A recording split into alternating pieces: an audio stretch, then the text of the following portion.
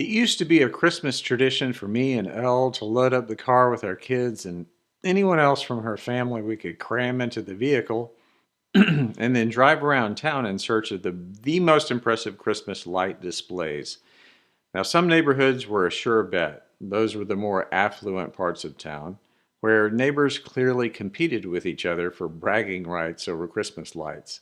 A homeowner in one neighborhood, however, always outdid everybody else. This man was a dentist, and every year he put up an ever more elaborate, larger, and crazier light display.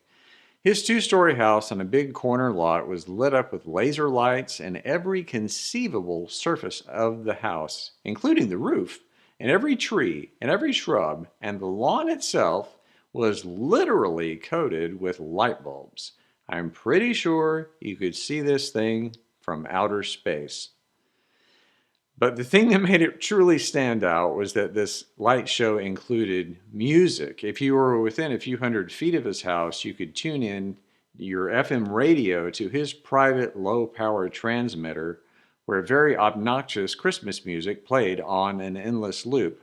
He posted this big sign in his yard printed with the radio frequency to tune into. The amazing thing was, the lights on the house of his house were synchronized to pulse and blink and change colors precisely to the beat of the music. He had some kind of computer program doing all that for him. So his home closely resembled the marquee of a Las Vegas casino. So you'd park your car as close as you could to his house and watch the show and listen to the music until you just could not stand it any longer. It was amazing to imagine his December electric bill and to think of all the days before that it took to put the whole thing together. You had to hand it to him. He obviously loved Christmas, and he loved sharing his love of Christmas with everyone in a very big way. Now, none of his neighbors could possibly compete with that, and we suspected he must have made his neighbors crazy because his display caused a massive traffic jam for blocks all around his house. But I could not help noticing that even his next-door neighbors had also put up some lights. Their displays were more typical. I called them the "yeah, me too" houses. One of those homes far down the block, in particular, always got my attention. It was very subtle, but at least for my taste, it was far more impressive and lovely than this dentist over in the corner. This display was a simple row of blue lights strung across the front porch of a modest ranch-style home. Now, the contrast between those two houses could not have been more striking. One was an over-the-top loud display, both visually and audibly. I don't know if that homeowner realized it or not, but as entertaining as it was, it felt a lot to me like entertainment and overconsumption and commercialization was what his home seemed to represent. All of those elements of Christmas that we can criticize and lament, but that our culture embraces so completely in this season and that we all participate in to one degree or another. But that other home with a few blue light bulbs that you could drive past and maybe not even notice, it was quiet, unassuming, calm, and peaceful. Now, both homes were ostensibly decorated to celebrate the same thing, the birth of Christ. So, if you were to take the story of Christmas, everything from the tale of Mary being visited by an angel, and then Joseph having a dream, and the two of them making that long journey down to Bethlehem, and the birth of Jesus in a stable, which display of lights on a house would best represent that? I would think the quiet, subdued set of lights that you might drive right past if you weren't looking for it.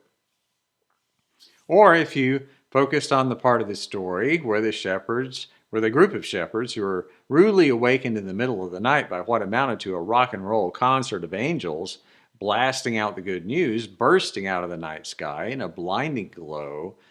Well, you have to admit that that does sound a lot like a Las Vegas-style display. It's in your face. You cannot avoid it. It's so filled with energy, all you can do is stop and stare and wonder.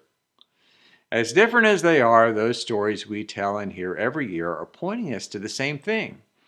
So maybe that means God gets our attention in different ways. Or another way of saying that would be that we're each wired differently in how we receive important news and how we respond to it.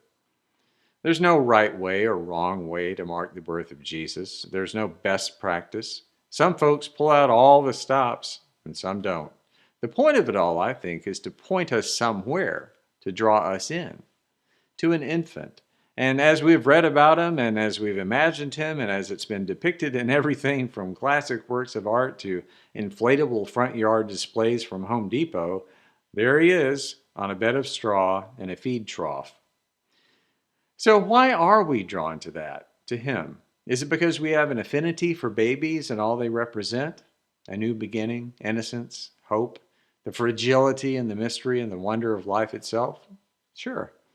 I think it means all of that, but however we're pointed to that baby, whether it's through a big bright display or in a small and subtle way, I think the ultimate reason we're there is to give thanks.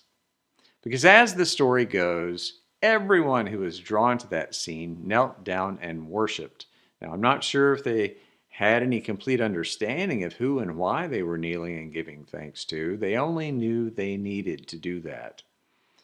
And I also think that describes why any of us attend a worship service any time of year, or why any of us stop for a moment on any day and find ourselves compelled to be grateful and filled with joy just for being alive. We don't need to know why all the time. The point is to give thanks anyway. Over the years, I've imagined being one of those shepherds, and Lord knows I've played the role of a shepherd in dozens of Christmas pageants wearing my dad's bathrobe. But I've imagined what would be running through my mind and heart in that moment. Would I be filled with the normal human emotions of seeing a newborn baby? Would I be drawn to gaze at him because he represents that every day holds a new beginning? That there's hope alive in a world that's filled with so much despair? That innocence is a real thing? That we're all fragile creatures and we need to take care of each other? Would I wonder at the mystery of life? Would I give thanks? Yes. Yes, I would. I might not have a clue of who that child would grow up to be. That big brash angel chorus that woke me up was impressive, but to be honest, kind of over the top. But it did point me here, though. All I would know really is that this baby is one of us. That he's doing all the normal baby things, but that also means that God is alive in him. And so that child is a reminder, a very special reminder, that if God lives in him, then God's alive in me too, and in everyone I know, and in everyone I've never met. All that potential to begin again, all that hope, all that innocence, all that fragility, all that love. And faced with that, no matter what pointed me to this moment in time and to this child, I would kneel and I would give thanks. Merry Christmas.